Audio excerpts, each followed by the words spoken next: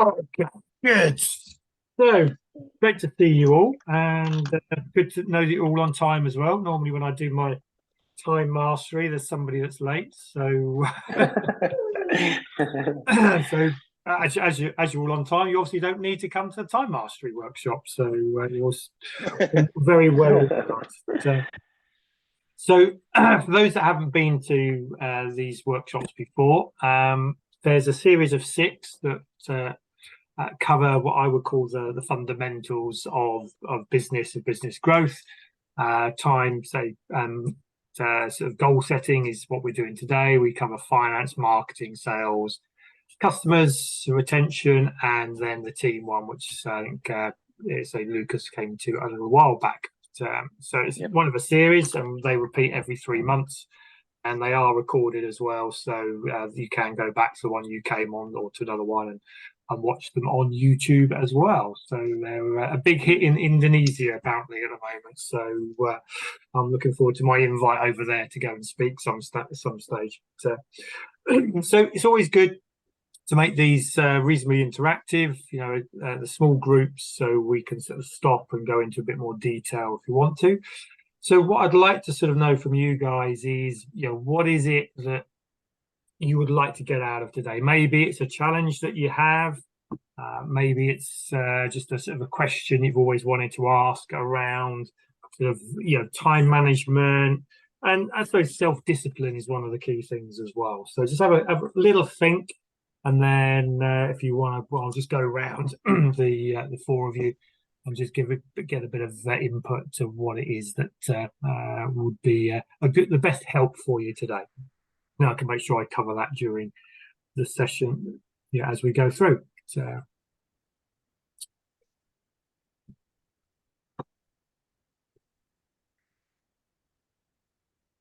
Do you want one of us to go first, Kev? Or? I was giving you a few minutes, but you look like you're ready to say, Gary. So why don't you kick off? So.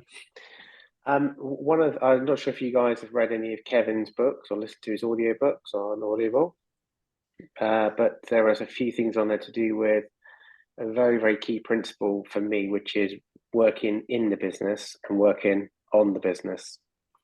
You can say it in 3 seconds, but boy, is it a big issue. Yeah. It's the concept basically of getting dragged into the day-to-day operation of a business versus leading. And I run a business with 14 employees, started on my own, so I'm very integral in the day-to-day runnings at a very ground level. And I'm trying to drag myself out of it so I can think about the business as a whole in the future. But it's proven to be quite challenging. I think I went through Kevin's book in February. Winnie. So it's my granddaughter. In February this year, I listened to his audiobooks and I'm getting there, but it is a challenge on how to prioritize and how to give yourself that time. Why not? I'm on a call. and the call of other people as well. So so it's that sort of working. Is the question what you'd like to get out of today is how to work more on the business than being sucked into it. Would that be a summation of that, Gary? It is absolutely, and it's just how you, when in the back of your mind, it's kind of like I feel like I've left the job, I'm still doing my old job and trying to do my new job. Yeah. Okay. That's what it feels like. Cool. Good. We will definitely be covering that today. So, Nuran, so what will be at the top of your list? Self-discipline and using the time efficiently and improve myself in that area as well. I think in short. Yeah. You're good, Joe? I would say, obviously, I've just started the company, so this is my start of the second week.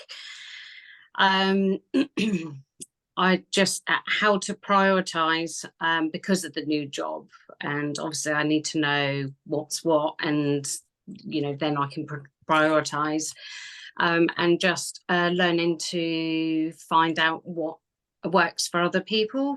Because obviously everyone works differently, so it's like learning their characteristics and and how they like to work. Yeah, Okay, and some other people as well. Yeah, perfect. Good, Lucas? I'm personally struggling with the structure or choosing the method to manage the time, because I am quite active outside of the work as well. And sometimes it feels like I need more hours during a day. But when I'm looking deeper into it, right, I'm noticing that I have a waste time as well.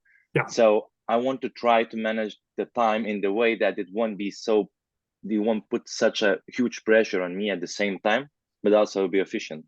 Of course, the golden point is hard to achieve that, but I believe there is some methods and ways. So yeah. Okay. I'm looking for the methods, basically. You want the secret sauce, the secret Yes. formula of how to do it. Fantastic. So, so I'm going to start off then exactly with that, the secret sauce. Okay? Amazing. Because like all these things, I think the root of this, the root of good time management, is actually very simple. Okay. The problem is it's not easy. And the one thing we have to remember is, as human beings, we are badly designed for this. Okay, so if you think about evolution, us as an evolutionary being, we've been on this planet for hundreds of thousands of years. If you go back to sort of pre-man, where we sort of share a lot of our DNA with animals, your cat, your dog, do not worry about time management, do they? Oh, I say, Lucas. Snoopy doesn't worry look, about the time. Yeah. So what's your dog's name, Lucas? It's not my dog, it's my colleague's dog. It's Lucy's dog. Oh, it's Lucy's dog. Okay. Yeah, I'm just taking Lucy's care dog. of him. Okay, so Lucy's dog, has no concept of time management. No. Yeah, and even if you go back sort of hundreds of years, our necessity for time management, we didn't need it. We woke up when it got light, we worked, we tried to stay alive, and we went to bed when it was dark. Yeah, so that was it. We probably had one or two things to do, and that's where our evolution has been for hundreds of thousands of years. The problem with the world now is we are so much busier than we ever were. There are so many more distractions than there ever were. Probably more now with these wonderful things that we have in our hands. Our smartphones, our computers. So we are bombarded with information. Now, if you put an animal with that amount of information, it would probably go mad. Okay, it probably couldn't cope with that. Yeah. If you did what you take into your dog, Lucy's dog, it would probably end up biting you and running away. Definitely, okay. Yes. So we are not designed to do this. So that's where we've got to remember. We're starting from that point. Is we're not genetically designed to do this. So everything we do to help it, we have to create. We have to make this happen ourselves. So our responsibility to actually work how we do this. So I said I was going to give you the secret sauce, and you'll find this when you come to more of these. The secret sauce is the same for every single part of life and business. Okay. It's just how we apply it that is different. So if you remember this one from the team sort of building, yes. Who do I need to be? What do I need to do equals what am I going to get? What my have is. Yes. Yeah. Okay. So if you can remember that, have is our dreams and our goals. Yeah. Our be is our attitude, knowledge, and skills, and do is our plan and our action. Okay, so, and I know Gary's read the book, so he will know which one is the most important. So I'll come to you in a minute. Joe, as you haven't read the book or been to a course, out of those three, you need all three to be successful. Yeah. Which one do you think is the most important? Plan of action, actually, because then that leads to your dream goals and skills. Okay. That's my view anyway. So the plan and then doing something about it would be your number one. Yeah. Nuran, what would you say? I agree with Joe. I think the plan And action, I think it is the hardest part, I think, because you can plan it, but when you don't do anything about it, Okay. Yeah. Getting an action is the hardest cool. part. Good. Lucas, as you came to the team one, you'll know which one is the most important because you'll remember that because you made notes.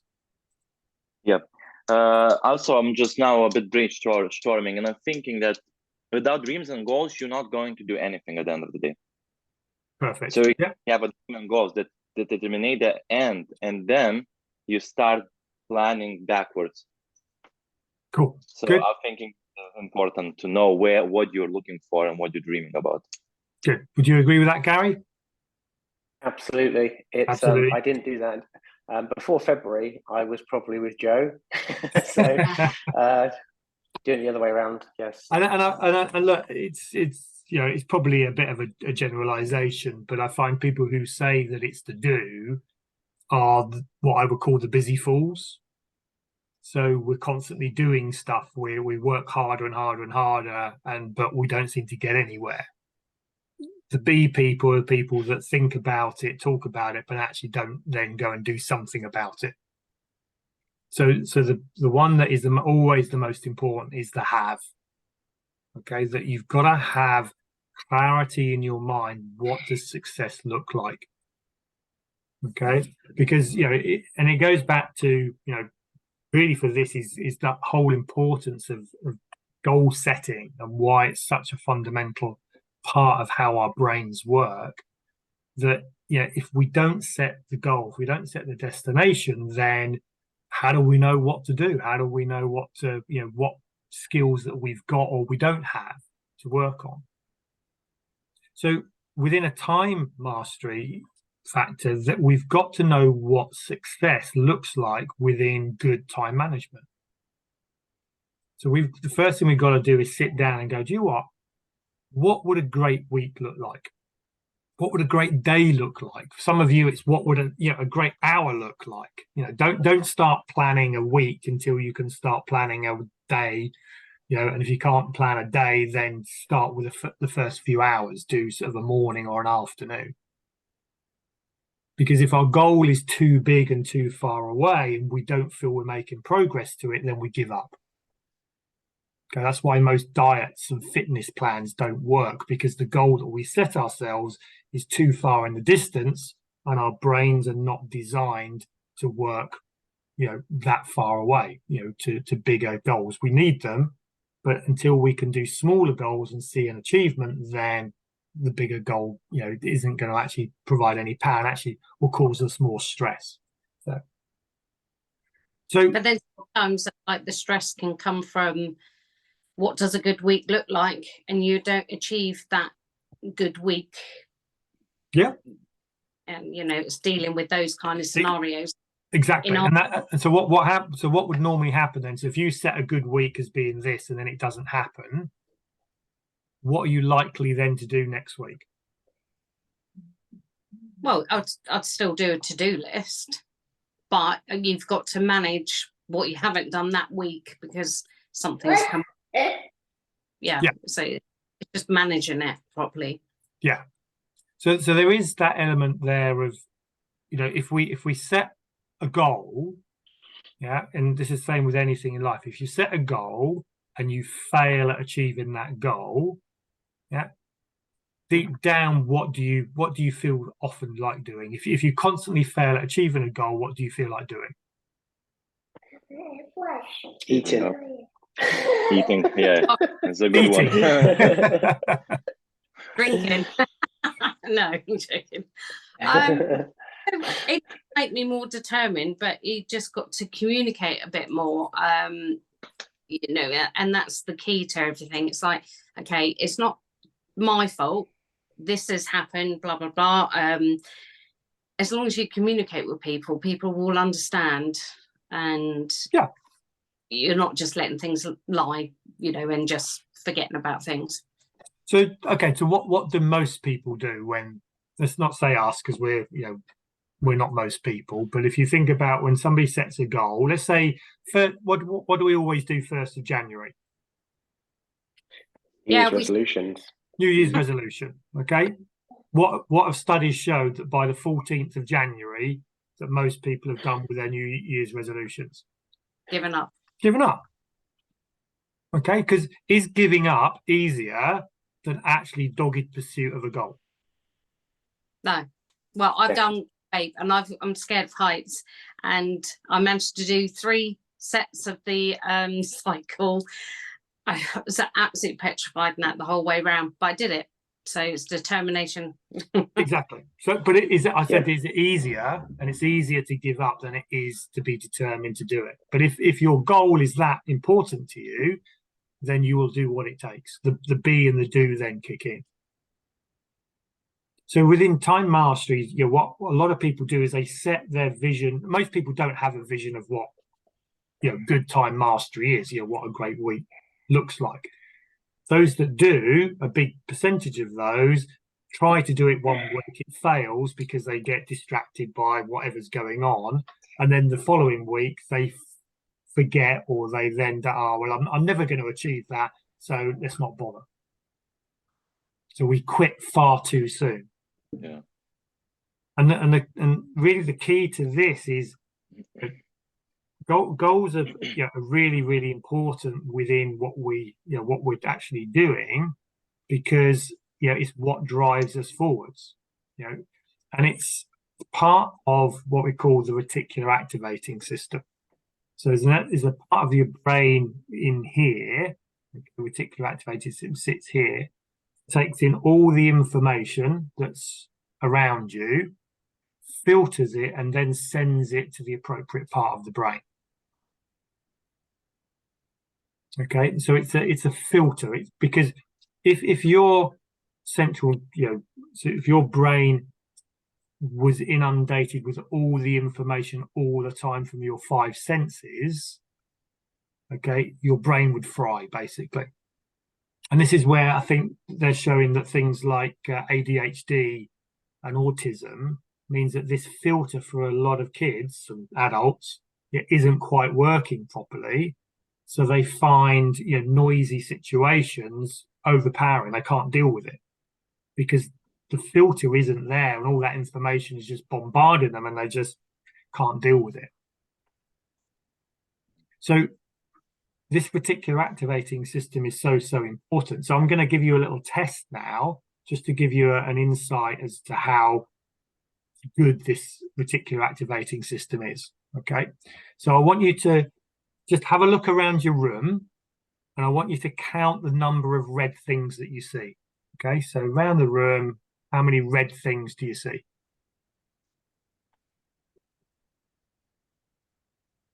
Okay, Naran, how many red things are in your room? 4. 4 red things. Good. Gary? 12. 12 red things. There's a lot of red in your room. Joe? 6. 6. Lucas? 5.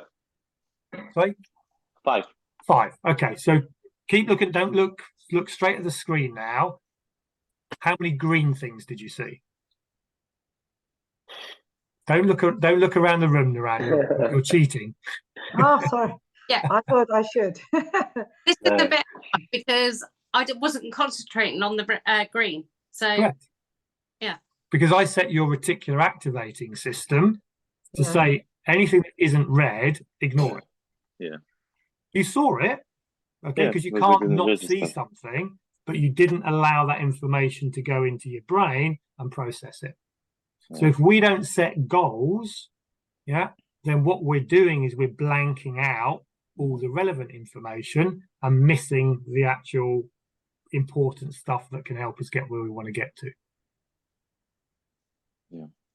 Okay, so we call this setting your RAS, okay, setting your reticular activating system. So that is the power of setting goals. That's why goal setting works. You read any success book around, and it's always about the power of setting goals. What is it that you really want? And then your desire to actually achieve that. So I'm reading, we have a book club book, Gary, you might have seen it. The one for next period is called Grit. And it's about the difference, the study between talented people. Is it talent that gets you to where you want to be, or is it determination that gets you to where you want to be? And they've proven that it's determination. Once your goal is set, then those people that are most determined are the ones that achieve their goals, be and do, yet not so much about the talent. You need a certain amount of talent, but grit will always overcome that talent, because it's the desire to actually go for and achieve what you want to achieve. So if we now know that goals are so important, then we've got to understand that there are 3 types of goal that we can work on, okay, that can actually help us make these decisions to move forwards. And it's based around the 3 levels of brain function, okay?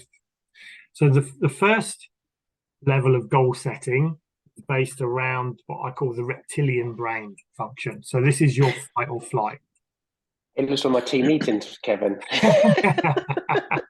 I won't ask which one are you. So this is extremely powerful. It's very simple, that if I'm in pain, I will do whatever it takes to move away from pain. Okay, I don't have to think about it. I don't have to plan it. I will just do what it takes. Okay, so if we relate this back, and we can relate this to any situation, but we're talking time management today. If we are really, really struggling with time management, not enough, and it's really causing us stress and pain, then we will do what it takes to move away from pain. Okay, we'll do whatever it takes to move away from pain. Now, imagine you're in a work environment where everyone around you wants a piece of you, that the work is piling up, and you can't see a way to actually deal with that situation. Maybe you've tried and it hasn't worked in the past. So this pressure is always there. You're coming in and you start to hate your job. Okay, there's quite a bit of pain that you'll put up with until you get to a point. And that point, if you feel you can't do anything within the business, what will you likely do in that role? Not do anything. Just just give up. I guess most people would just give up. Bless you. Right, give up? Yeah, let's go a little bit more severe than just giving up. Because in a lot of organisations, you can't give up because you're still there, they're paying you, so they're going to want more and more from you. Well, you just become less effective. Like, you're not doing the job that you probably should be doing, if that makes sense. So you become less effective, so you're less likely to keep up with the workload that you've actually got. So what generally kicks in? There's one of 2 things that will happen if that pressure keeps going on and on. Just quit. You quit. Okay, you go, I've had enough of this, I'm off. That's it. Or you quit while staying employed, which is called being off with stress.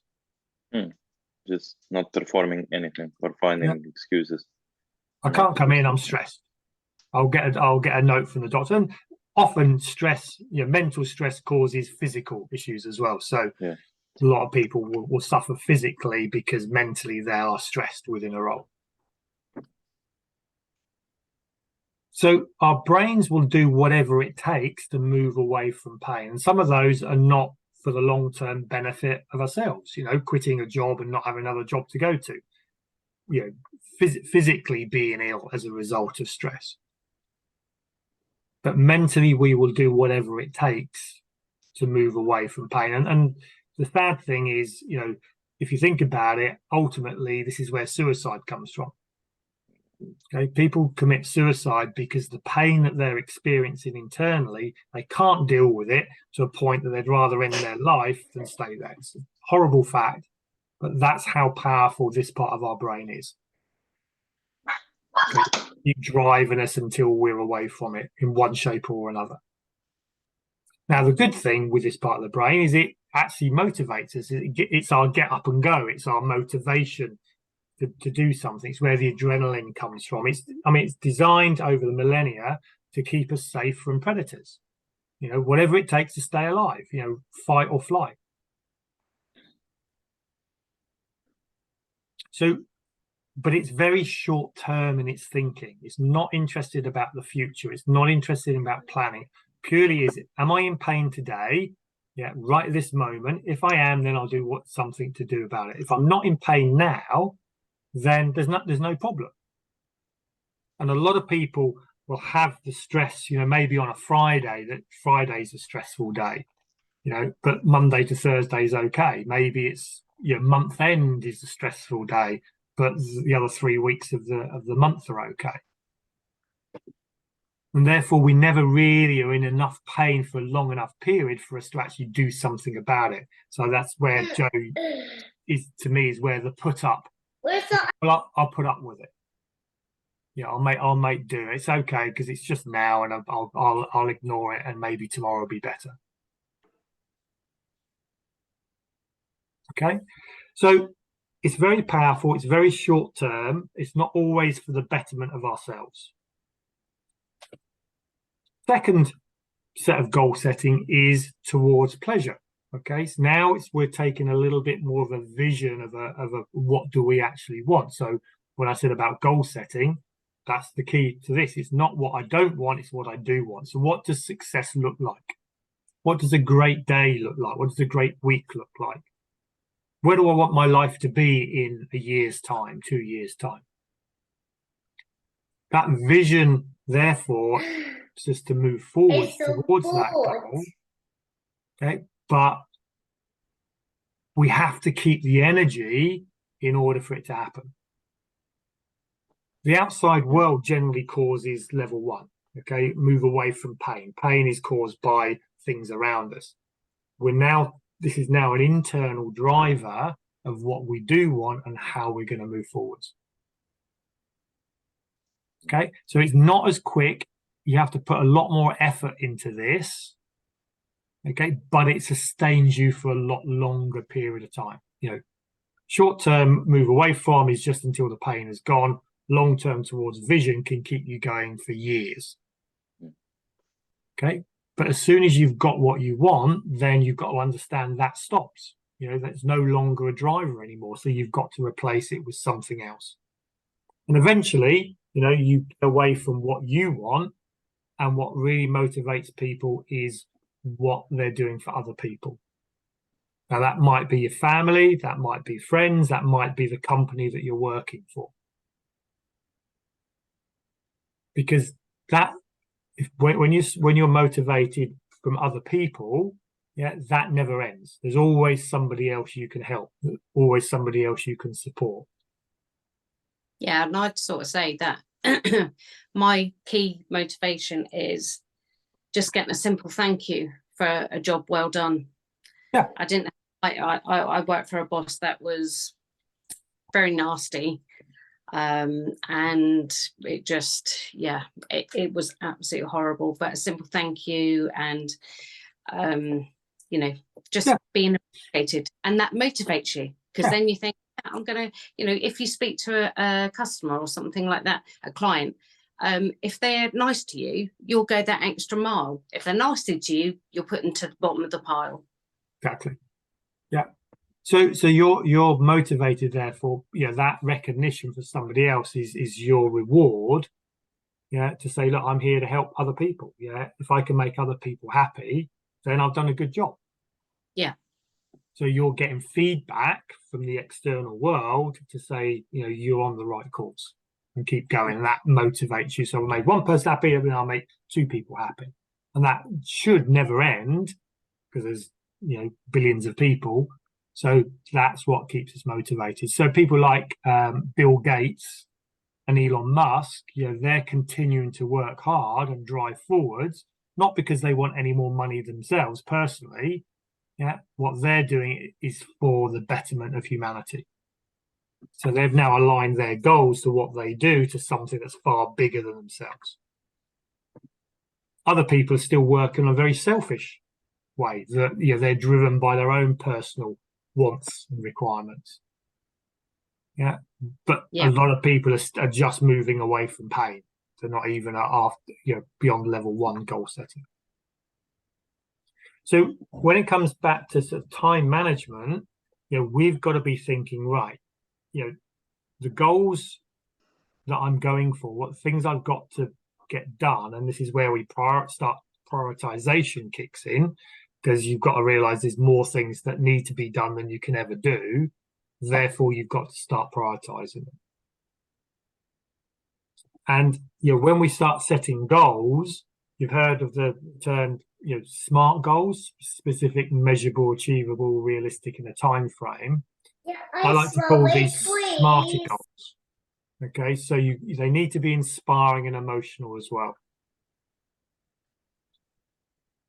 Okay, if a goal isn't inspiring and emotional, if it doesn't make you go, yeah, that's what I want, then you're unlikely to commit to it and keep on doing it. This is why those New Year's resolutions generally fail, is because they're sort of moving away from pain goals. I don't want to be overweight. I don't want to be unfit. I don't want to be drunk every night. But the actual inspiring and emotional of what is my life like when I am that new person, we haven't really bought into that.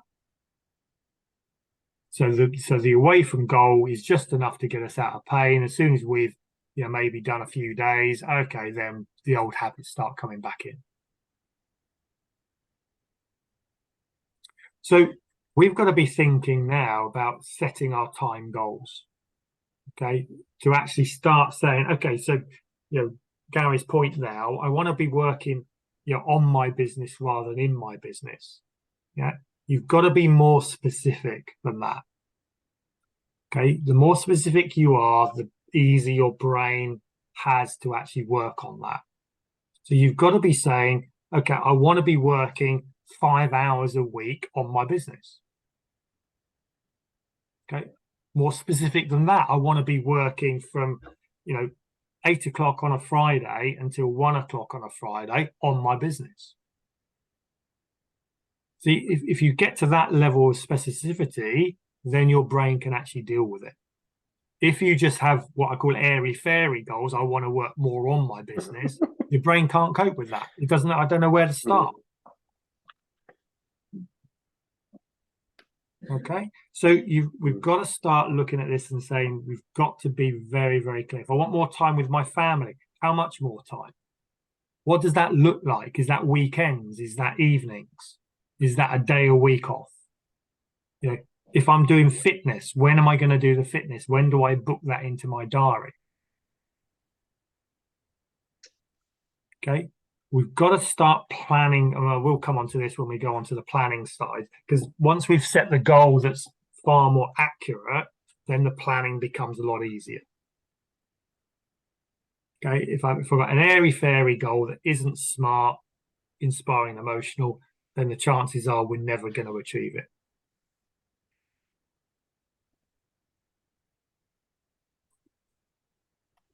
I've actually written down, Kev, airy fairy girl. I like it. Airy fairy goals. Don't do airy fairy goals. Yeah. And that's why a lot of New Year's resolutions fail, because they're airy fairy. I want to lose more. I want to lose weight. Well, what does that mean? What does that look like?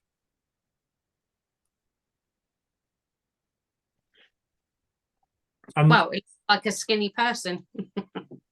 But what does that what is that to you? That's because the danger with that, if you take it to the extreme, that's where anorexia comes in. Yeah. When's thin?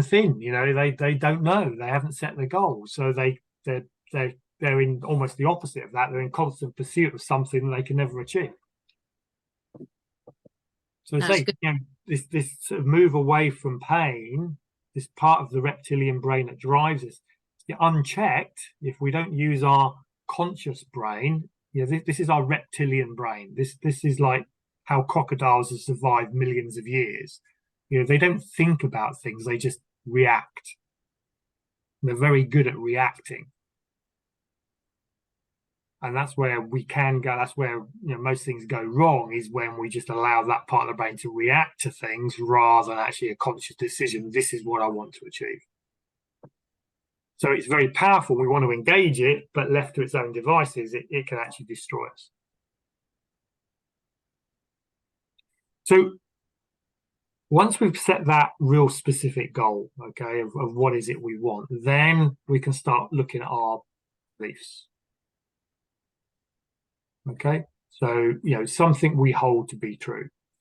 And in sort of time management, a lot of people think that being busy, is what success is. I own a business, or I'm in a business, I need to be busy. So key is, look, it's not about busyness. If you look at some of the most successful people in the world, they don't come across as being busy, running around sort of, the blue ass fly, they're putting out fires all the time. They are very controlled, and disciplined in what they do. So it's how we spend our time that is the most important. So we've got to be looking at things that, time in a way is more important than money. So a lot of us don't invest in things that actually help us save time. If you lose your money, you've got time to get it back. But if you lose time, all the money in the world isn't going to get it back for you. So we've got to be thinking about, what is the job I'm trying to do? Is there something I could invest in order to improve that? Now, within a business, within Gary as a business owner, that might be employing more people. Joe's just joined the team because Ranji, his time is very important because he's the one that's going to drive the business. Joe's come in, to actually help support him to actually get on and do what he needs to do. And it was quite nice today. He said, for the first time in a long time, I feel like I've got space in which to work on my business. So there's a cost to that, but it's not really a cost. It's an investment because it frees him up to actually now grow the business. Oh, that's really nice to hear. So good feedback. Good feedback. So sometimes we do have to invest in something in order to free us up our time, but time is our most precious asset as long as we do something with it that earns more money than what we're spending to create the time. If you see what I mean. If he just sort of did that and then sat on his backside, did nothing, then you'd say, well, that wasn't really a great investment. Every investment needs a return on that. So until you respect your own time, no one else is going to respect it for you. So we've got to start looking at this and saying, understanding how important our time is. So, Naran, so when you're doing chargeable work, how much as an architect are you charging your time out at?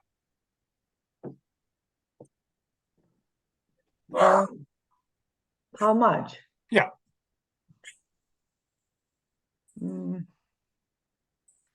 Could you ask again, please? So when you charge so if you had to do some drawings for a client that would take you 10 hours to do, how much would you charge that job for? So what's your hourly rate as far as the client's concerned? £75 an hour. £75 an hour. Okay, so if you're doing chargeable architectural work, that's £75 an hour. Yes. So therefore, anything less than £75 an hour, if you're doing something that somebody else could do for £10 an hour, that's not good use of your time, is it? No. No. So those are the things that we could start thinking, right, I need to delegate that out to somebody else that costs less than £75 an hour. And guess what? We've got Joe. Yeah, well, I did sort of, there's some projects that we've taken on and I sort of think they're very not cost effective, but I know Ranjit wants to, take on what he can, but it's not the best use of time for some of the technical people. Yeah. It costs a lot more for their time than the project's worth, that kind of thing. But yeah. And that does make us make decisions, should we be doing this work that we're not getting £75 an hour? Because if I'm doing that work, I'm not doing the £75 an hour work. Yeah. So until we understand how much our time is worth, then we can't make those decisions on what we should be doing, what we shouldn't be doing. Yeah. Now, for Gary, where he's a business owner and he's wearing multiple hats, sometimes that's very difficult because, 1 minute you could be doing the actual work that's, charged out at £70 an hour, but you could be closing a sale with a big client that would take you an hour to do that would bring in £100,000 contract. So in a way, that's £100,000 an hour. Yeah. Okay. So if we're not aware of this, of what our time is worth, then it's very difficult for us to work out what we need to delegate out. Or is it worth building a system, and investing a few £1,000s to build a system that would then save us 10 hours a day for the next, 20 years? So we've got to start thinking about, how valuable our own time is to us in order to actually then focus on what we should be doing with it. And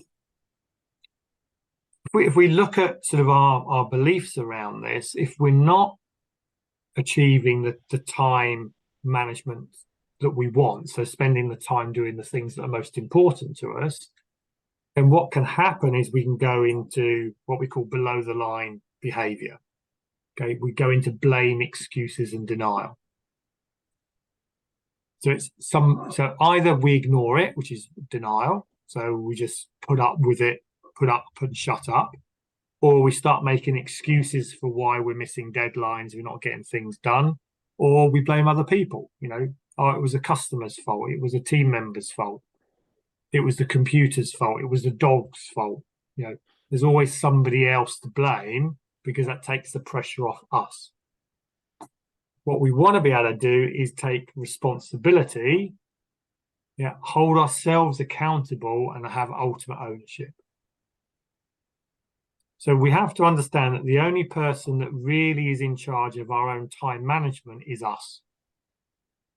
Okay, it's not our boss, it's not our customer, it's not the government, it's down to us. So we've got to look at ways to actually take that responsibility of, right, if it's down to me, then what skills have I got to help with this? What skills might I need to go and get? That's why you guys are on this course today, is to learn some skills that are going to help you take ownership of your own time management and that prioritization that you're going to need to make it work. And if you find yourself going below the line, or you catch somebody else in blame, excuses, now, then call them on it. Hold them to account. I think the other thing as well is, if you're not going to meet some targets or something like that, you need to communicate. That's the key thing. Yeah.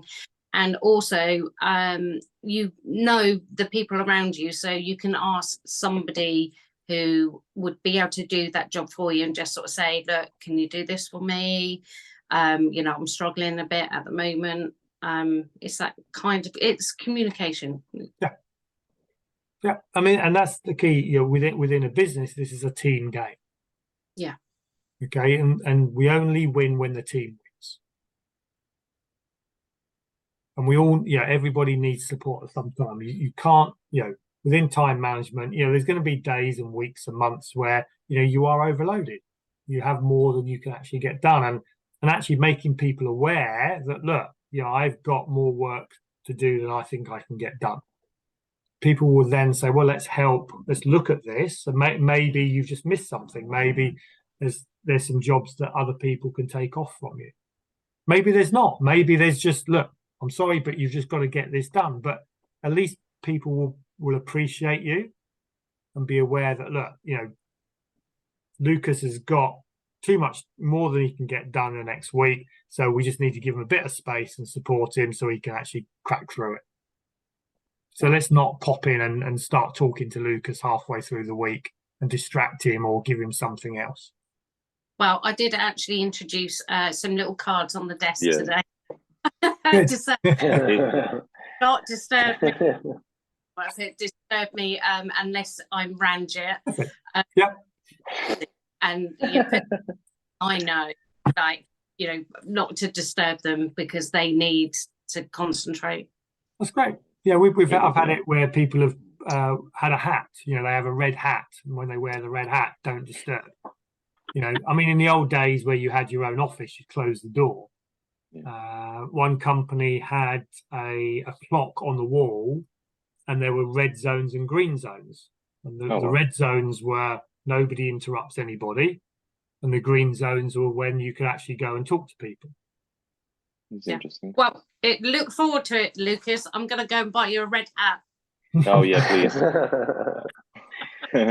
So that, you know, when you start taking ownership of this and saying, you know, it's my responsibility, you know, I've got to work with the people around me to work this out, then you start becoming creative and ideas come out. You know, well, let's give it a go. Well, if it doesn't work, fine. You know, we'll try something else. But if we communicate about it, then not only do we feel better because we feel like we've been listened to and we're not just in this on our own, but we may well find a way to overcome this. Okay. Another thing to think about is what we're trying to do here with time management is change our behavior. Okay. So if we saw, you know, each of us as an iceberg, the behavior we see at the office is just the tip of the iceberg. But that behavior drives our actions, our decisions, and our results. Okay. So if we're not getting results that we want, so let's look at this from ourselves, because it also applies to other people. I think Joe, you said about how do we deal with other people here. This is a real key thing to understand for others, but we have to understand ourselves first. So the biggest impact on an iceberg, is the environment in which it sits, the water. Okay, the temperature of the water dictates the size of the iceberg. So the same thing with human beings. The environment in which we're working has a big impact on the behavior that we're showing. So what are some quick things we could do to change the environment, to change our actual behavior?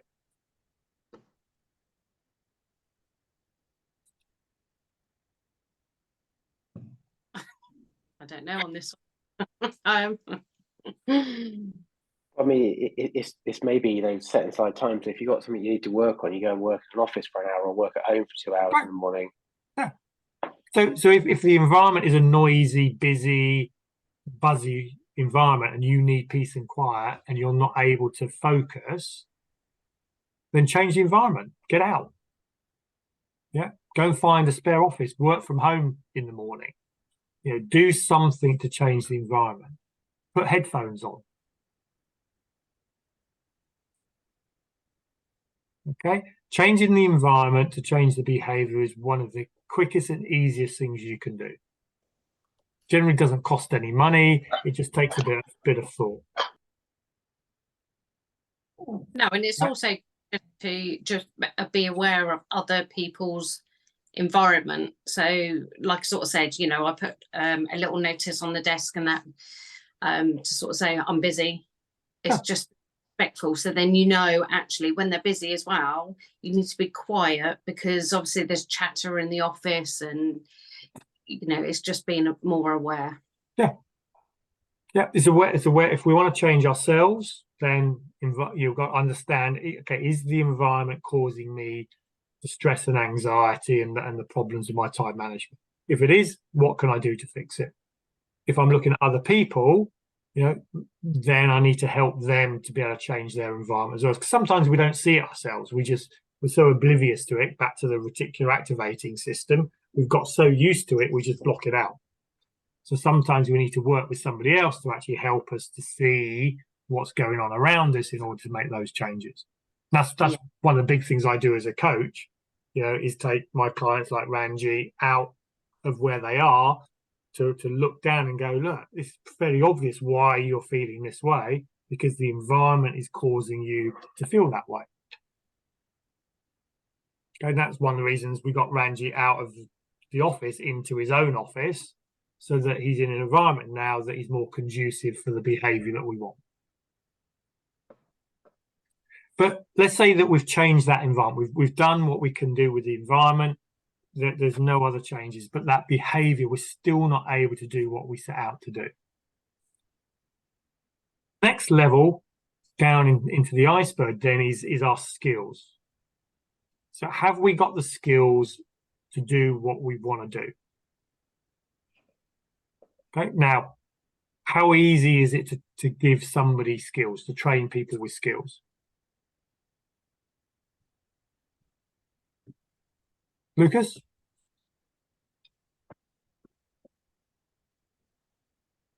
I don't know, to be honest. How easy was it for you to attend this workshop today? No, it was easy. I mean, adapt the environment. So you have to wrap environment around the skills you want to learn, maybe, I don't know.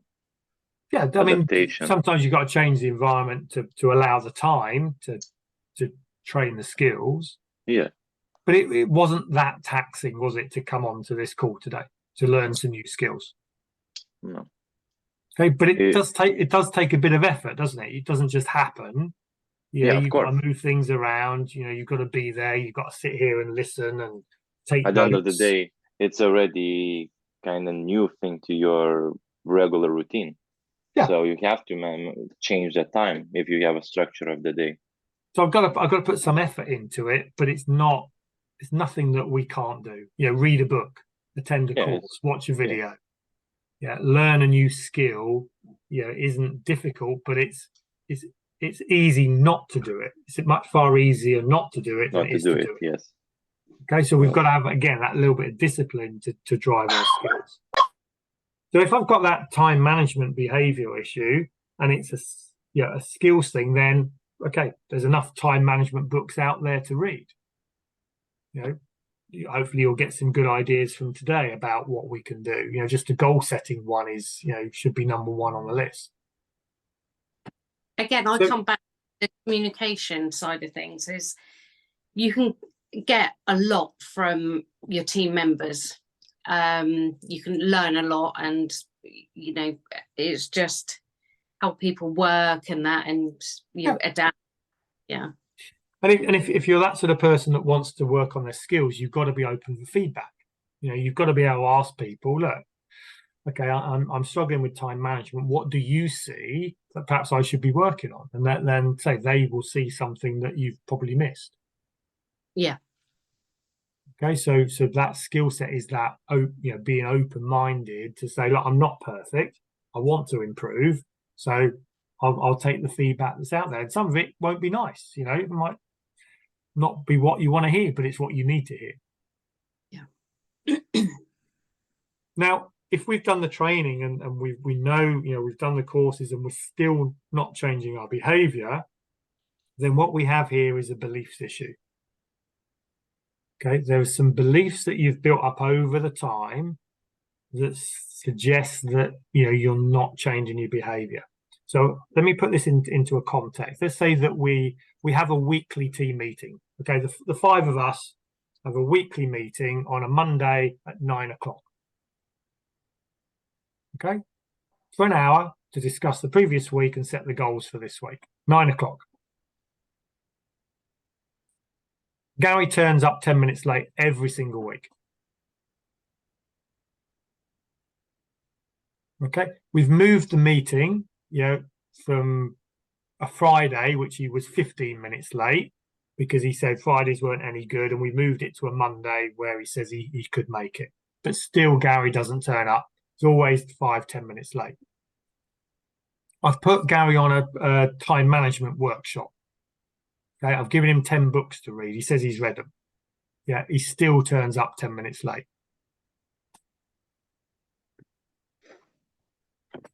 Okay, what I need to understand is in Gary's head, why is 10 minutes late okay? You've got to not just judge people just straight away, because you would have to sit down with them and sort of say, is there something going on that we need to be aware of before you just judge them and sort of, give them a disciplinary or something like that? because if I'm holding that meeting and Gary's constantly 10 minutes late, my belief, might be what would be some negative beliefs I would have about Gary? Miran? Well, he's just not adhering to the rules and just flaky. That's the word. Or maybe he doesn't care about that meeting. Doesn't care. No respect, doesn't care. And also, it can be an option of he doesn't believe that it would help him. There is such trust issues between. As trust well. issues. It can be an option. So there's a whole. I could be feeling have a load of beliefs about why Gary is late. Now, if I don't question Gary with those, then my judgment and how I deal with Gary is going to be affected by my beliefs. So my job is to actually sit down with Gary one-to-one and go, Gary, look, we have these meetings 9 o'clock on a Monday. What is it that's going on that makes you feel that being 10 minutes late is okay? Okay, and I need to give him the space where he can trust me that whatever he says is okay. If he turns around and says, Kevin, I think your meetings stink, complete waste of time. I've got 1,000,001 things that are far more important than this. And I come, but I really can't be asked. But again, you would then say to them, you need to communicate. Again, it all comes down to communication. You need to let me know if there's a problem, and communication is the oil in the machine. Okay, if we don't have oil in the machine, and we dealt that in the team workshop. If we don't have oil, our machine starts sparking. So if we don't have communication, our team starts sparking. But if I look at, so if I wanted to sit down and challenge Gary on his beliefs and ask him about how he feels about this and what he's doing, is that easier or harder than just giving him a book and tell him to go on a time management course? No, it's better to do it in person. I said, is it easier to do it? Oh, no, it's not easier. Well, not easier, no. So it's a lot harder now to challenge somebody's beliefs and have that conversation with them. And what most people do is they don't sit down and have that conversation. Yeah. Partly because they don't have enough time. I'll get round to it one day, but I don't have enough time. But it's a lot harder to challenge somebody on their beliefs, than it is to actually go, okay, well, either blame, excuse, and I'll just ignore it, or well, Gary's always like that, or we'll just start the meeting and ignore him, rather than actually dealing with it face to face. Okay, because it takes time and it takes effort. It doesn't cost any money, but it takes time and effort to do this. And time is more expensive. Exactly. Than money. Yeah. So, and I'm good on Gary here, but I know he can take it. So let's imagine then those beliefs are so ingrained in Gary that they're now part of his core values. Okay, so he's now got these ingrained beliefs that he says team meetings are a complete waste of time. Okay, no matter what you say to me or how important they are, I just know from my experience, and my parents told me they're a waste of time, my bosses have told me they're a waste of time, I've been in them, they're all a waste of time. How easy is it to change somebody's core values? Very easy at all. Very difficult. Very difficult. The only thing that changes people's values are life-changing events. Okay, having children is one. Death or near-death experiences is another one. Okay, they're generally big events that happen that can change somebody's core values. Beyond that, they are very, very tough to change. If we go below that to the next level, below values, it's somebody's identity. And the easiest way to think about identity is what you say to yourself about yourself when you're by yourself. Okay, so if Gary's little voices in his head saying, I'm not a sort of person, I'm not a meeting person, I don't need meetings, I'm a maverick, I like to fly by the seat of my pants, that's who I am. Okay, am I going to change Gary's identity as his boss, as a team member? No. And if you think about it, it's not my job. I have no right to change Gary's values or his identity. His values and identity are important to him. They make him who he is. So my line stopped here. Okay. So as a business owner, as a team leader, as a member of the team, I'm only able to change the environment, give people skills and challenge their beliefs. If it gets to a values and identity, I go there. Basically, what we're saying, people with values and identity difference to the rest of the organization should not be working in that organization. Okay, because it will lead to stress, and issues down the line.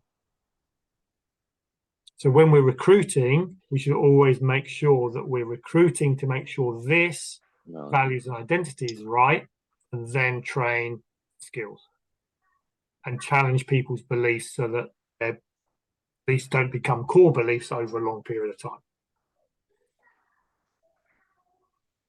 So we've got to look at ourselves and go, do my values and my identity fit with the organization that I'm working in? Yeah. And also the people around me are asking the same questions. If we get that bit right, then we can deal with most of the things that come out of this. So if we're looking at a time management situation, the first question is the environment causing me not to be in control of my time? If it is, okay, what do I need to do about it? If it's not, no, it's not really, it's the nature of the beast, this is what it is, then do I need better skills? If I've got all the skills, then is it my beliefs here that are a problem? That I believe that being busy, I believe that saying yes to everybody is the right thing.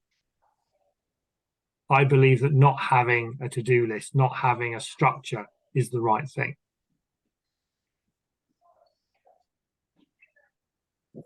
Okay, if it's down at the values identity, then I shouldn't be working in this industry or in this company. I'm in it's a round peg in a square hole. I need to get out of this.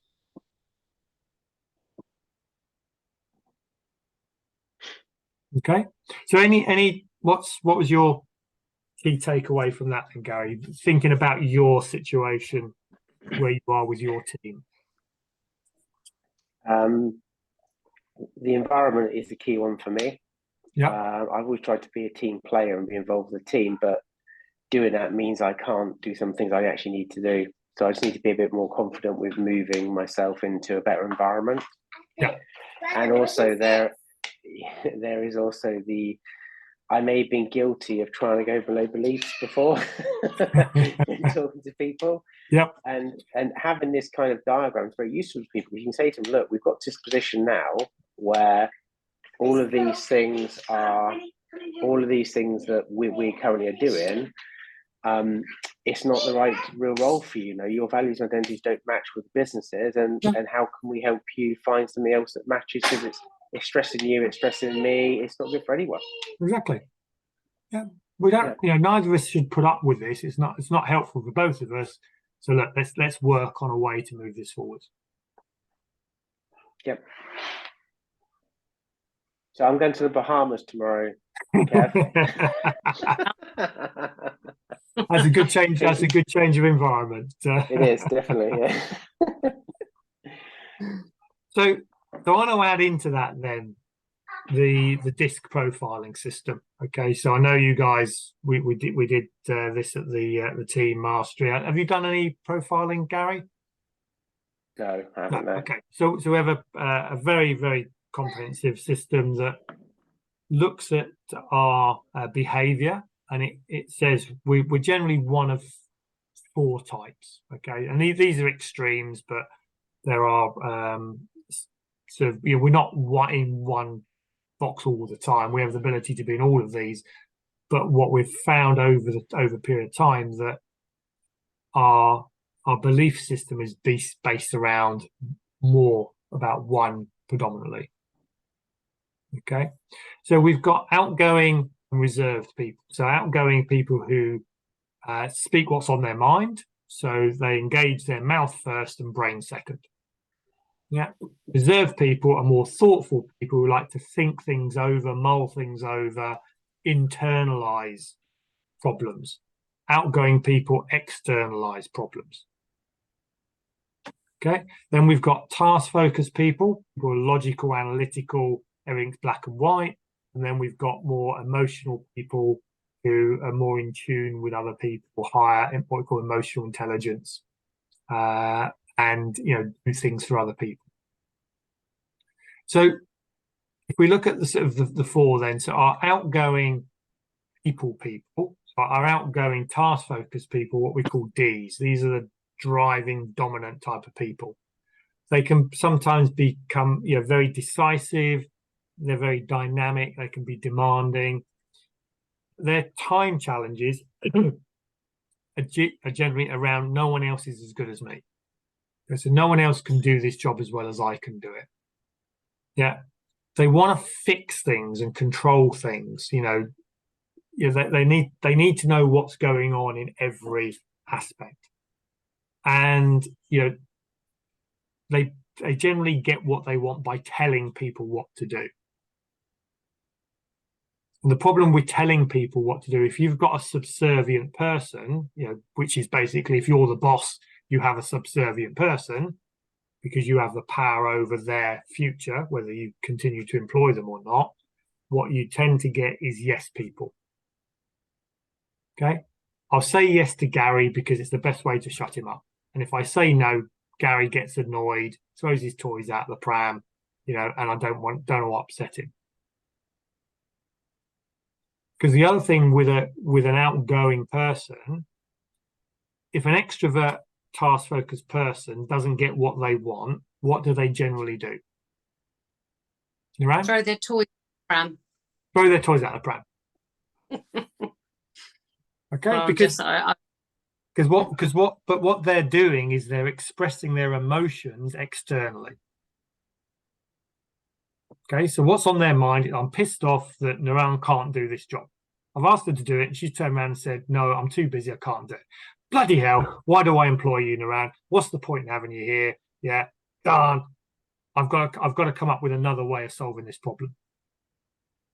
Now, Naran, as a more conscientious, internal, reserved type person who is there to help people, when she hears that, what's Naran's reaction? It just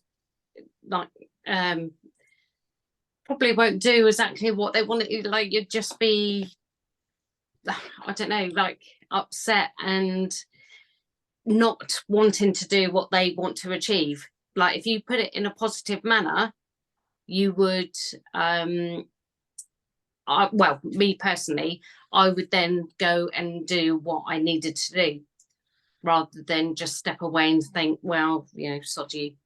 Yeah. So I know that sounds bad. No, but this is true. This is what's happening. So you see the outgoing D expresses externally. So they're pissed off. Okay, because they can't get what they wanted done the way they thought they were going to do it, and they've now got to do a bit more work to work it out. The supporting person who is there wants to help, gets upset that they've just annoyed the high D, generally the boss. Now, Naran learns from that experience. So next time when the boss says, "Can you do this?" what does Naran say? Naran, what would you say? Because I know he's going to get angry and shout and everything, and to shut him up, I just say, "Okay, I will do it." Yeah. Yeah, I don't want to go there. I don't want to upset you. You were clearly upset when I put you in that situation. I don't want to do that again, so I'll just say yes. Yeah. So now I think Naran has bought into this. She's going to do this job. Yeah, it's going to be a number one priority. Yeah, so I come back and see Naran next week and say, Naran, where's that job I gave you last week? Ah, yeah, well, I had a million other things to do and it never got done because, you know, I just did it basically to shut you up and not upset you. So you can start to see where the conflict comes from the way people express things.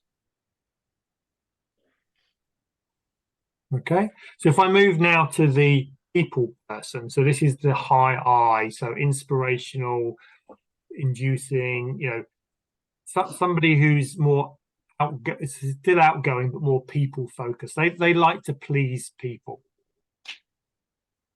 Okay, they do things for other people. They want to be a little bit at the center of attention. Okay, but what they suffer from then is what we call magpie syndrome. The next shiny bright thing. Oh, that's interesting. I'll get involved in that. Oh, that's interesting. I'll get involved in that. So nothing gets completed. Yeah.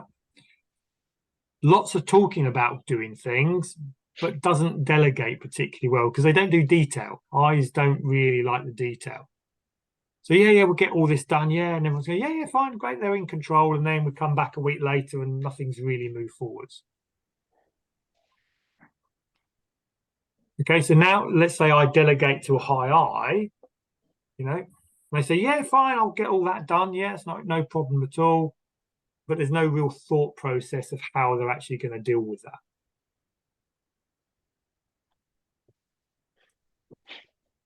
In eyes, when they pass things over, you know, they do it in such a way you don't want to let them down. But sometimes you don't want to upset a high I because they're quite emotional. You know, they wear their heart on their sleeve. So again, you'd say things not to upset them rather than saying, well, the fact is, I've got too much work to do. I can't actually do this by that date. Then we move into the reserved sort of sectors. So the S is the supporter, stable, steady person. So this is now a reserved people person. So they prefer the status quo. They don't like to rock the boat. Okay, they can come across as quite submissive because they're a team player. They like to please by making other people happy. You know, that's how they get their sort of drive going forwards. So what they can end up doing is they can't say no, so they end up supporting too many people, and because they're not task focused, yeah, they don't get things done. They're not great at planning things out. Everything is equally as a priority as everything else. And you can always tell a high S's desk because there'll be piles of paper on their desk because, you know, everything is as important as everything else. What would be on a high D's desk if you think about a high D dominant, Lucas? I don't know. I'm imagining the mess. On a high D's desk? Yeah, because they're expressive. Everything would be messy. No, maybe no? they're logical. Okay. But they're very logical. logical, process driven, and they're extroverts, so they're good. They like to delegate things. Oh, so okay, they will represent themselves as organized, right? Yep. So it's the most important is the external view, basically. So Yeah. then the desk would be clean and nice. Opposite, I was said. Okay, makes sense. Exactly. Yeah. Yeah. So a high D's desk, there'll be nothing on it. Yeah, because they did everything already. Everything's done. You know, everything's Yes. delegated out to because everyone else says yes to them. So fine, Yeah. I know I can give it to everything else, and they'll say yes, and they'll get it done. So I've got nothing on my desk. Okay. What about high I's desk? I is complicated. Maybe because I and S is quite similar, no? I and S is quite similar. Yeah, and I could say again, it would be maybe it's more structural than S. Yeah. It would be more organized, but as well as the piles of stuff. it would be more like the D. Yeah. In But between. what does an I like doing? If they're an outgoing people person. Oh, it just get involved everywhere. Yeah. So they won't have a desk. Ah, My eyes don't need a desk. Because That's why true. would I sit at a desk? I'd rather go round and talk to people. Yeah, true. To be around. With traveling. So it would be similar to a D's, but I'm very rarely. You know, a D will be sitting behind their desk because it's a power thing. They like to be, you know, I'm in Yeah, it's like control. Whereas a strong. high I, it's, you know, when you come to see them, come and sit in the sofa. Okay. Okay, very okay. more interactive with the people they're talking to. Yeah. Okay, an S's desk will be full of papers. It will look completely chaotic, but if you want something, they'll go, there it is. They'll know exactly where it is, but in a more of a chaotic way. They know their mess. And we've got our C's, who are now logical, analytical, but reserved, so introverted. Yeah, so they're more about being compliant, correct, calculating, cautious, everything in its place. Okay, so things that need to be perfect before moving on. You know, they don't delegate because they're perfect. You know, why would I delegate it? Because everyone else would just let me down. But they can avoid accountability because I can't let it go because it's not perfect yet. So they'll keep doing things, you know. Yeah, so trying to hold them to account to do something. Well, it's not quite ready. It's not quite ready. It's not quite ready. It's not quite ready. It's like a high C chef, because you never get to eat.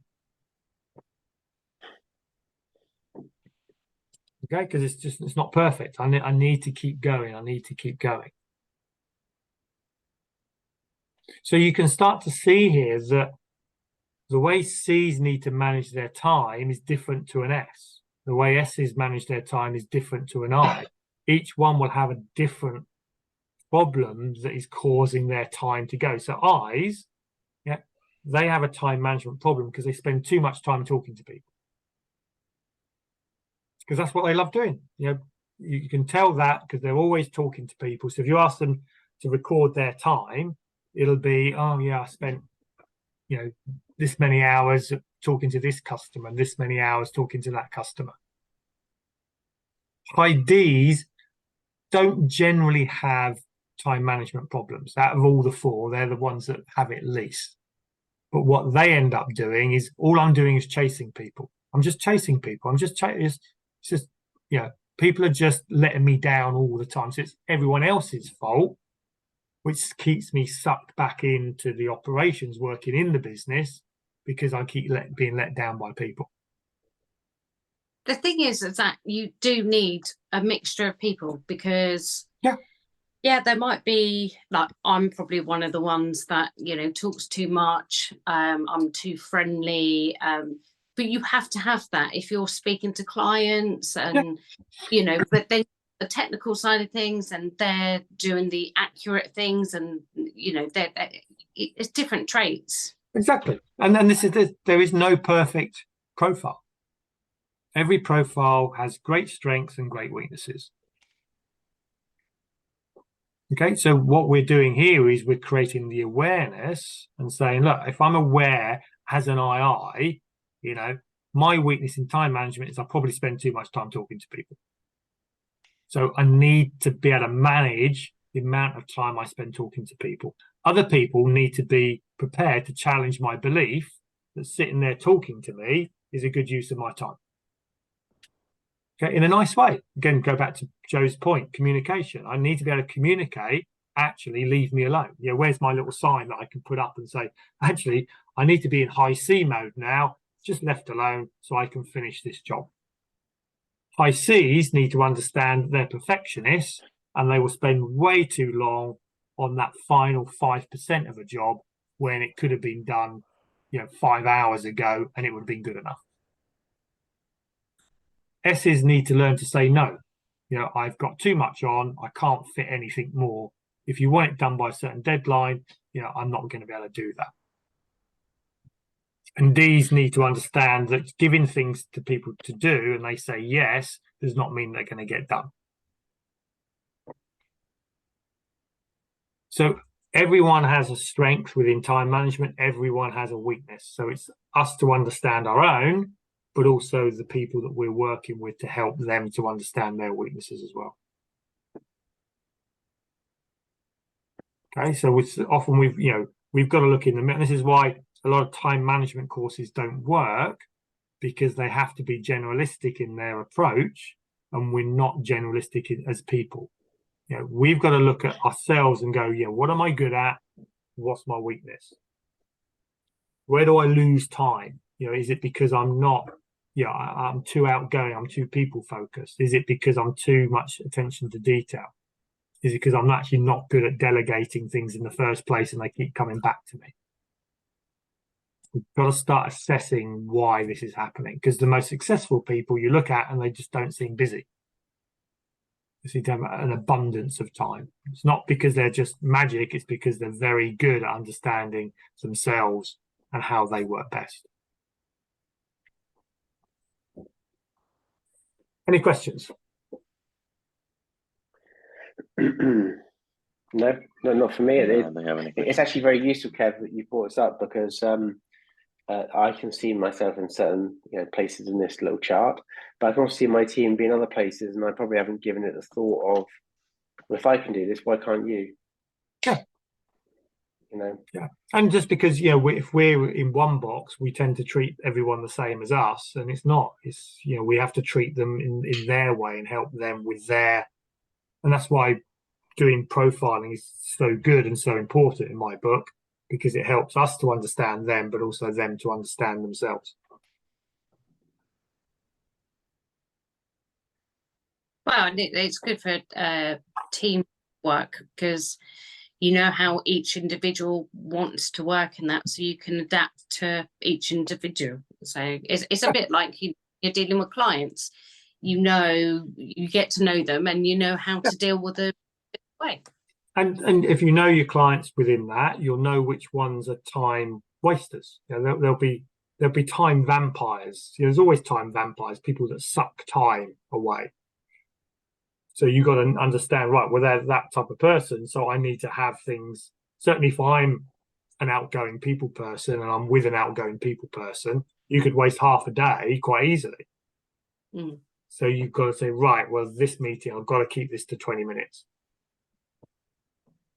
So yeah. I've got to set something up, right, Lucas, in 20 minutes time, can you come right over and then call me out of this meeting? Because it's going to go on, because I'm a high I, this person's a high, and this will go on for 2 hours if I don't have the control system to prevent it. For somebody who's a high C, it's a case of, right, and I know that I'm inclined to actually put more effort into this than we can recharge. So at some point, I need somebody to say it's okay to stop at this level. Good enough is good enough.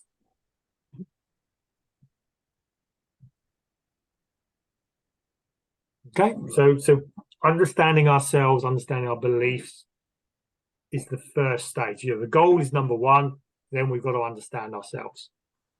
Once we understand ourselves, now we can work on what we need to do and some tools that can help us to actually achieve this. So the first thing that we look at is to do we'll call it a time management matrix. So we want to be able to look at the work that we're actually doing and categorize it into urgent and not urgent, important and not important. So how do I know if something's important or not? Well, if they put on the email that it's urgent. No, I said important, not urgent. Okay? Oh, right. So how do I know if something's important? Yeah, I mean, before February, I didn't know the answer to this, but the answer now is it's something that's going towards either my goals or my dreams, effectively. Yeah. So therefore, you can't do time management until you can set goals. Because once you understand goal setting, then it allows you to do your urgent, your importance and non-importance. Urgency is easy, okay? If something's urgent, it means there's a consequence of not doing it now. Okay, it's an externally driven factor. Yeah, if I don't pay that bill, they cut off the gas. If I don't get that report to the client, that client leaves. Okay, if I don't pay the, my employees, they won't be here the next day. There's a consequence of urgency. Now, what most people who are in the busyness, they're living their life purely based on urgency. So today I'm going to do the most urgent things, the things that, need to be done today. So they're in firefighting mode. If we break this down and say, look, the not important, not urgent things are distractions. Okay, who gets easily distracted out of the 4 profiles? Which profile is the most easily distracted of the 4 profiles? I think I. The I. Yeah. Okay, so if you're an I, this is your Achilles heel. Okay, it's not important and it's not urgent. Yeah, but at the same time, there's a positive to that as well, because you have to have time out to reconnect with your team and talk about tasks or something like that. So it can be significant. Then if it's important, that's my job and that's what it needs to be. It's not in this box, is it? It's in this box. Yeah. It's important but not urgent. It's things I need to make sure I do. But it's easy if we don't set what is important, then it's easy that everything becomes important and therefore we get easily distracted. So we've got to cut out these distractions. Now, for some of us, social media, it's easy just to be distracted by what's going on in the news. Things that ping up on your phone, things that ping up on your web browsers. Okay, I still catch myself now. It's like, you go to end up in a black hole. Oh, there was 10 minutes, 15 minutes gone. So if again, we come back to discipline, switch these distractions off. As many distractions you possibly can, switch them off. Okay, I go back to, one key thing within emails is, when you get emails, if it's not important and it's not urgent, then unsubscribe to it. Okay, I reckon there's 80% of what comes into your email box you should not be receiving. CCs. If you do CCs within a company, get rid of CCs. Okay, if it's important, tell me.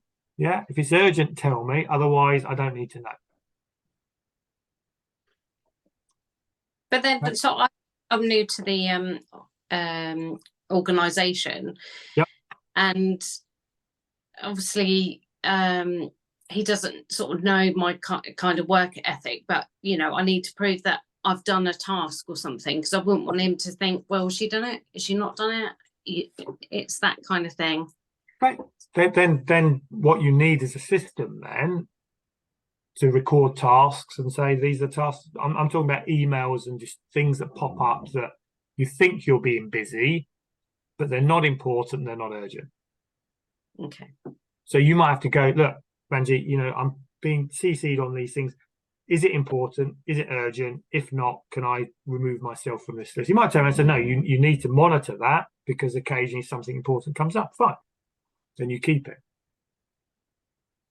Okay. Okay, but we've got to do whatever it takes to get out of this box. Mm-hmm. This one's generally quite easy. This one is more difficult.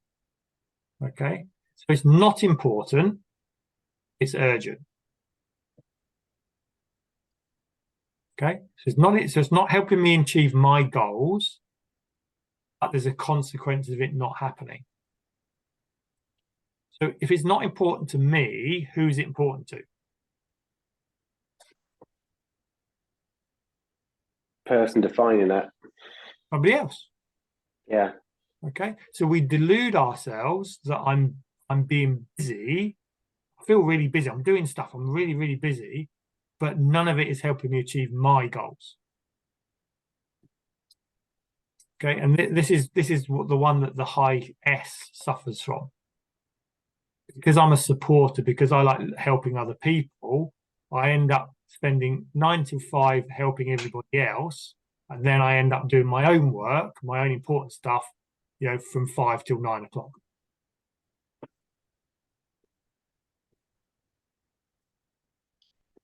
So there's the balance between what's important to me and what's important to other people is out of kilter. Now, it's difficult in a team because sometimes, what's important to me, what's important to the team overlap, and we've therefore got to get to the greater goal. And sometimes we have to sit down with the people around us and go, right, is it important for me to do this? If not, then I need to butt out of it. Otherwise, I'm just deluding myself with busyness. Yeah, but then sometimes, like, I'm probably both of them, and I'd say it's important to interact with people and help and have those conversations and that, which might distract from your own workload. But then I might like just work extra hours to do what I need to do at the same time, because that's the type of person I am. It's just, that's just me. Joe, if you're happy with it, I mean, we're not, if you're happy with the time management, then it's okay. We're coming from this point of, look, we're not happy with it. We need to change the behavior. We need to change something because the balance is wrong. Now, in a new role, where you don't, you're still finding your feet within this, but I'm sure you can look back to previous jobs where this balance wasn't right. Yeah. Okay, so we're trying to find the source of where these problems are and then have coping mechanisms to deal with them.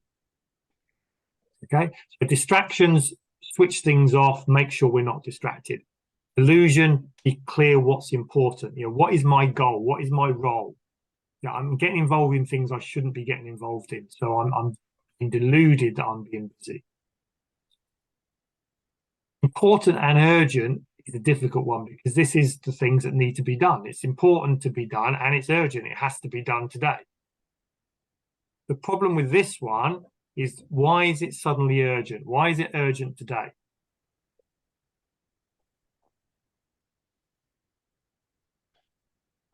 Was it urgent? Was it urgent? Was it urgent a month ago?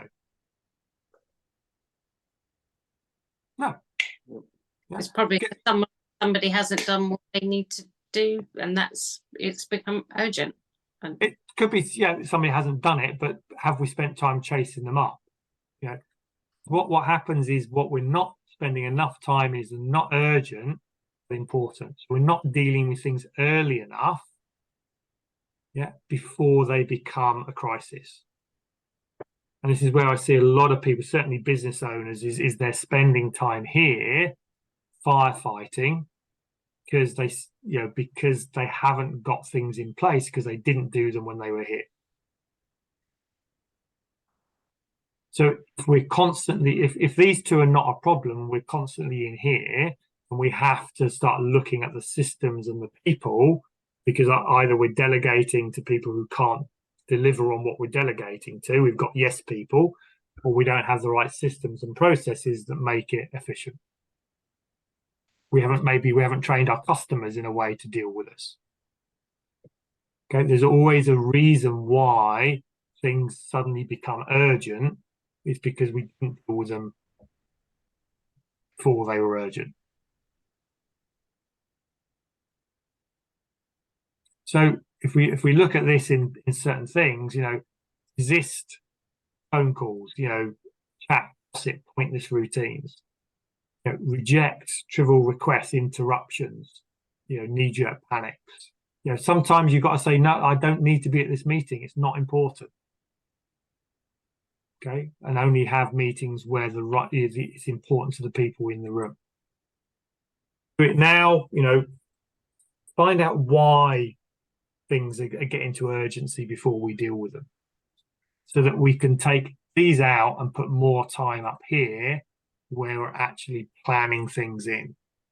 We've got time to reflect. We've got thinking time. We can be more strategic. So this is working on the business.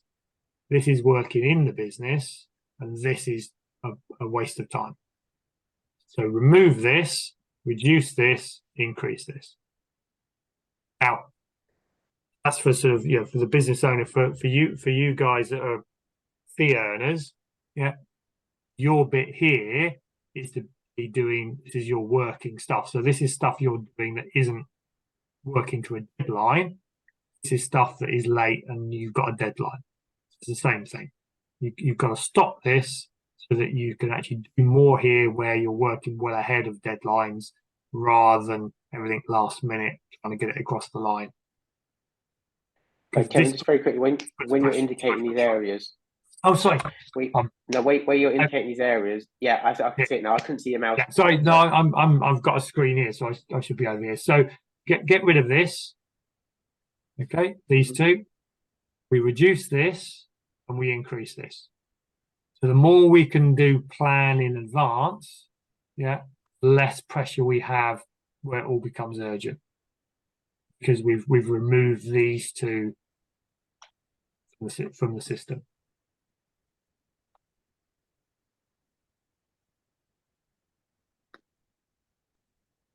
Okay, so high D's tend to be up here, high I's can be down here, high S's can be down here, and the C's are probably a bit of everything.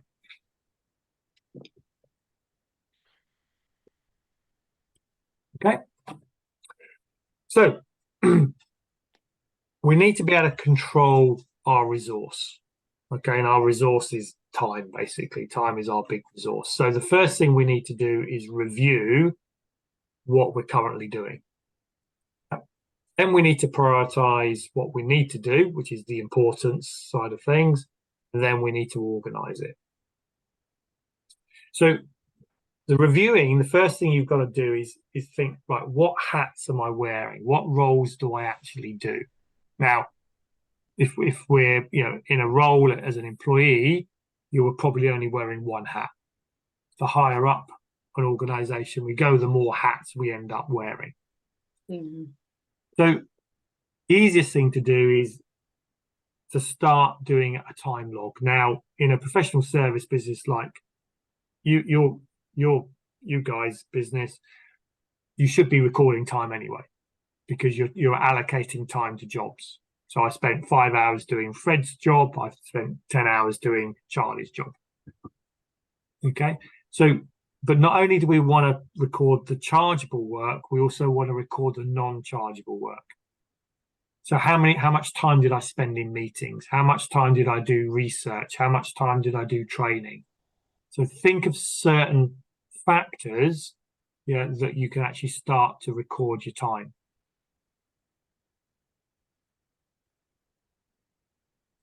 Okay, so if you don't, because what will happen at the end of the week, you'll go, oh, I was really busy. How many hours did I work? Well, I think I worked 40 hours. The reality is you probably did 50 hours. Yeah, I did mostly client work. The reality will be you did 20% client work, 80% was other stuff. We're very bad at remembering where our time goes. So the only way we can do it is to make sure we're keeping a time log on a day-by-day basis.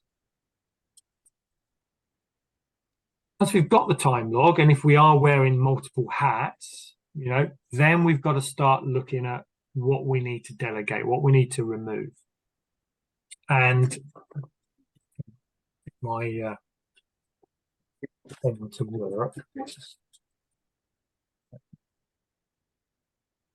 Sorry to interrupt. I just need to quickly nip to the toilet. Sorry. That's fine. There'll always be time for a pee. So let me just see. It sometimes works, sometimes doesn't work.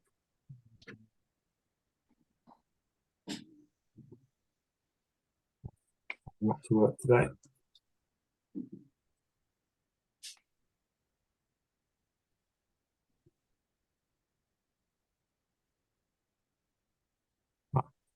So if we've got our low fun, low skill work. So Gary, what would be a low fun, low skill job that you do? You don't enjoy doing it, and it doesn't need somebody of your talent to be able to do it. Just admin, just general day-to-day crap. Okay. So we'll put admin in that box. What would be a high skill, high fun activity for you? Developing new clients. For new clients, yeah. Yep. Okay, so go through these activities that we've found doing our time audit, and we'd plot them on here. Okay, now what would be a high fun, low skill, something you enjoy doing but doesn't need your level of talent? Don't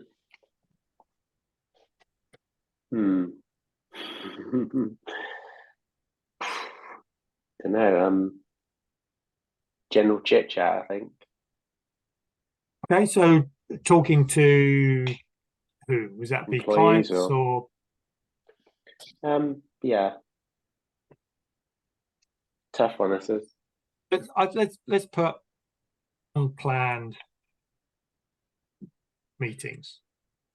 Yeah. Okay, so planned meetings are fine, but unplanned meetings are not good.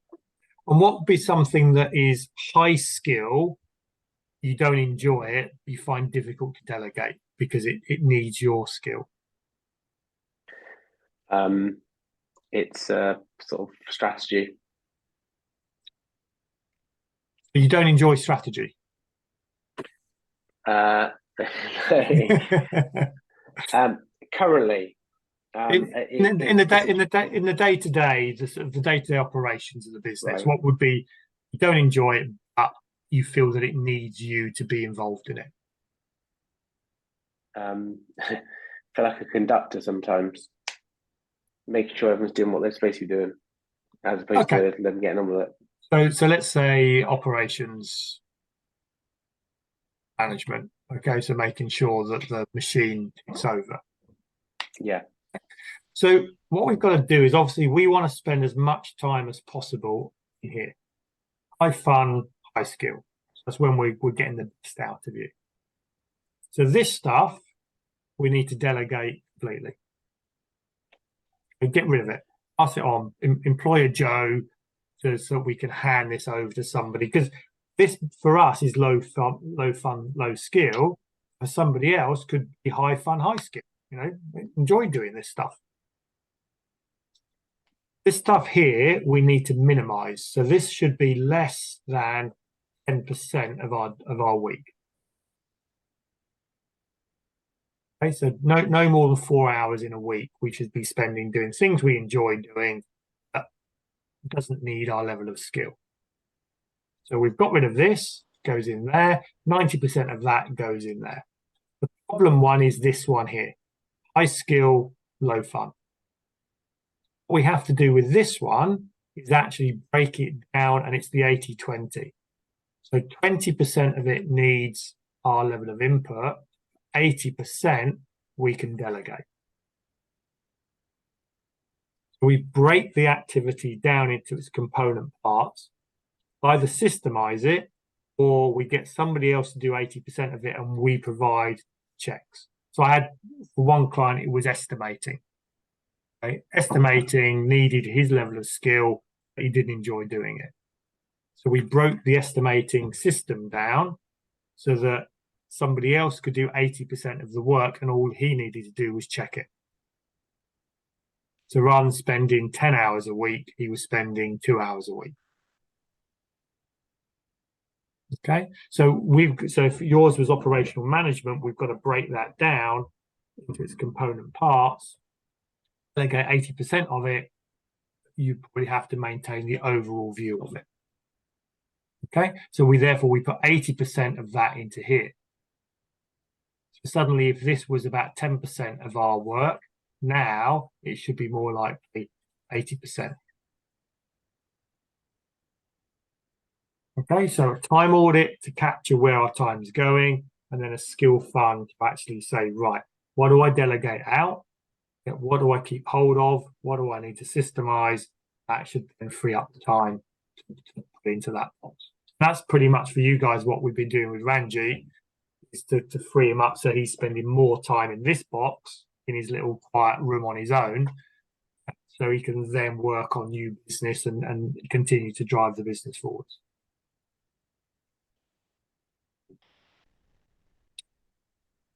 Once we've done that, we can now set what we call the to fit everything into the day. And it's a little bit like getting rocks, gravel and sand into a jar. Okay, imagine you've got a jar and you've got a load of rocks, you've got some gravel and you've got some sand. Now, what would you put into the jar first? So I've got some rocks, I've got some gravel and I've got some sand. What would you put into the jar first? Big ones, I think. The big ones, yeah. Yeah. And then the small ones fit around the big ones, and then the sand fits around everything else. Yes. Okay. So if we look at our week, our diary as being our jar. So let's say this is our week, Monday to Friday, 8 till, it could be the whole day if you want to.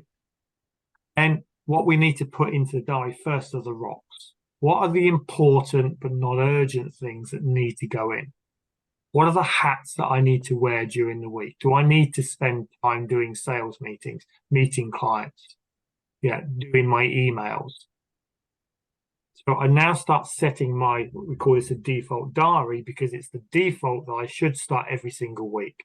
Now, during the week, it may well get hijacked. Okay, but next week I need to be able to come back to it and be able to focus on what I need to do.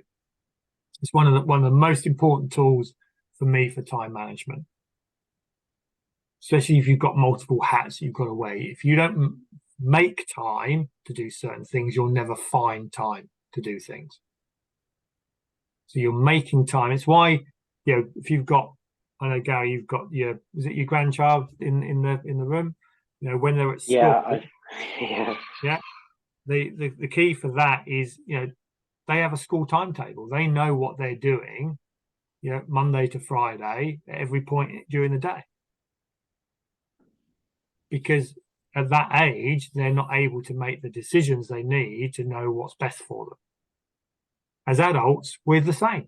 We don't know what decisions we need to make, what's best for us in the moment, because there's so many things going on, so many distractions going on, that we end up then just firefighting and being pulled by the environment.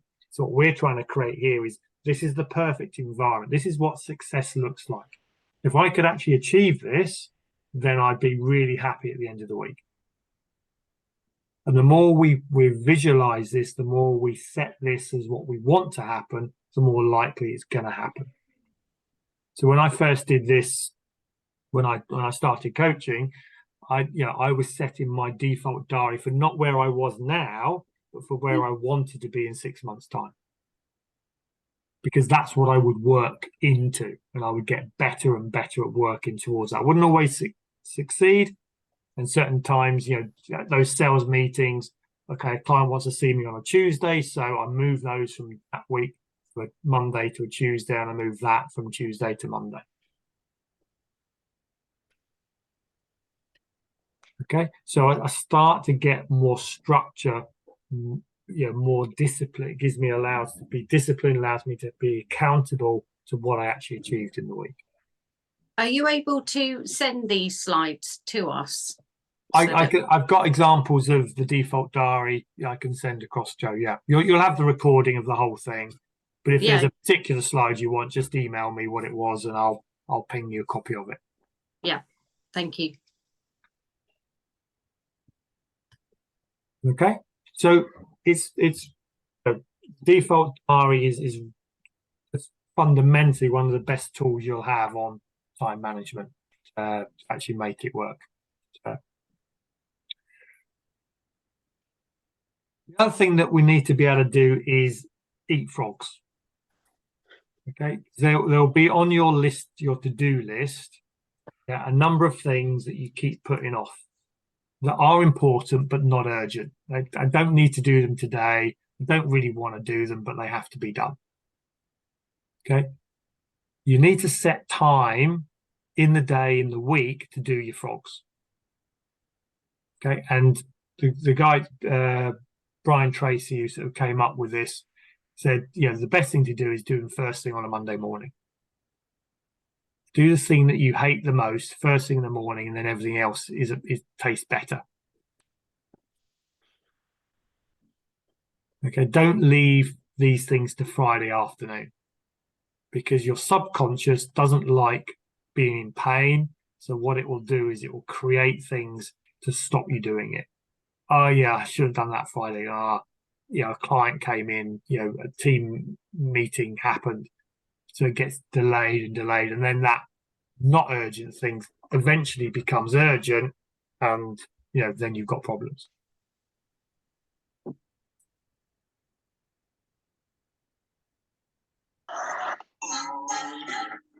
Okay. Yep. So things that I want you to sort of focus on as a result of today is, number one, be clear what your goals are. Okay, so if you're in in the job, what is my goal of my role? So what is my expectations? From my expectations, what is my weekly target? What is my monthly target? You've got to be working towards something that gives you that chance to prioritize what's important, what's not important.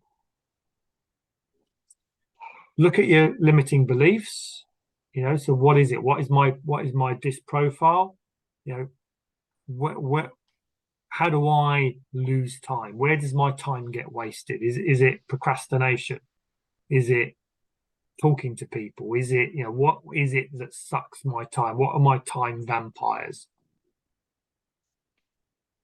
Do your time audit. Record, even if you don't do it every single week, do it for a few weeks to get that feeling for where your time goes. Look at the skill fund matrix to say, what do I need to delegate out? And then set the default diary of, right, this is what good looks like. And then have that visible so you're monitoring your progress to that on a daily, weekly basis. Did I achieve what I said I was going to do this day? If I didn't, what do I need to change for tomorrow? And by doing that over and over again, you will start to create the habits you need to actually be on top of time management.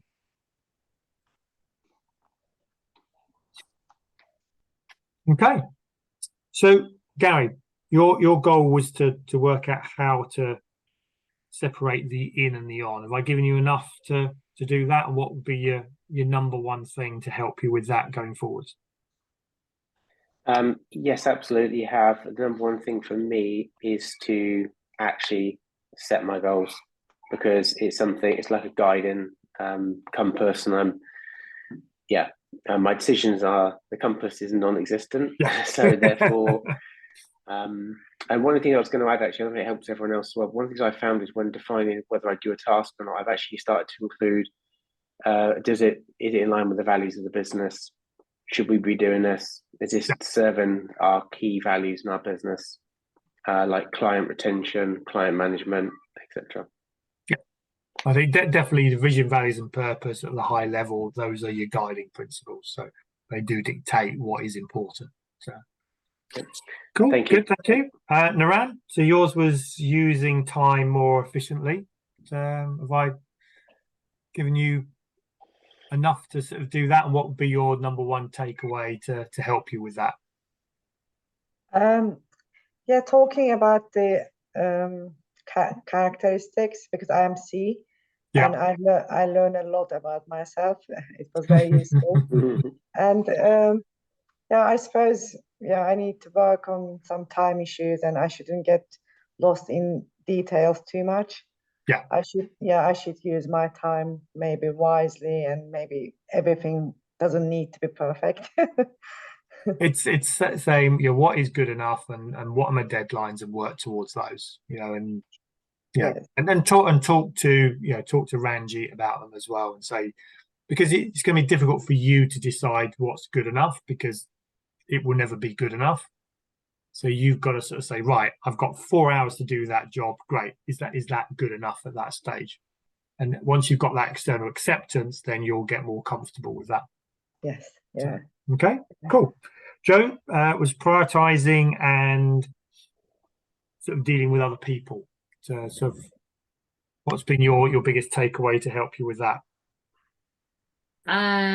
Well, I'm going to be a bit more bossy and make sure that I do like the simple things that will help the technical team, because they are very helpful, and like they want to do their own thing and that, but they're busy. So that's my job, to get on and do some of those tasks. So I'll become a bit more bossy in that respect. It's been really helpful how to prioritize things, and listen to what works for others. So even though I will have a to-do list, it's how it works for other people as well. Yeah. So I've got to have that logical thinking. Yeah. And the good thing for you, you are part of the support package for these guys. So working with them, and they now know they've got somebody to delegate to, and to use you to support them. So I think it's a big move forwards, but it's it's a key part to moving it forwards. You need to listen to me, Lucas, and Cool. So, and Lucas, so yours was a method to manage. I can't give you more hours in the day, but hopefully I've shown you how to make more of the hours that you've got. Yes, I finally know how to make more time.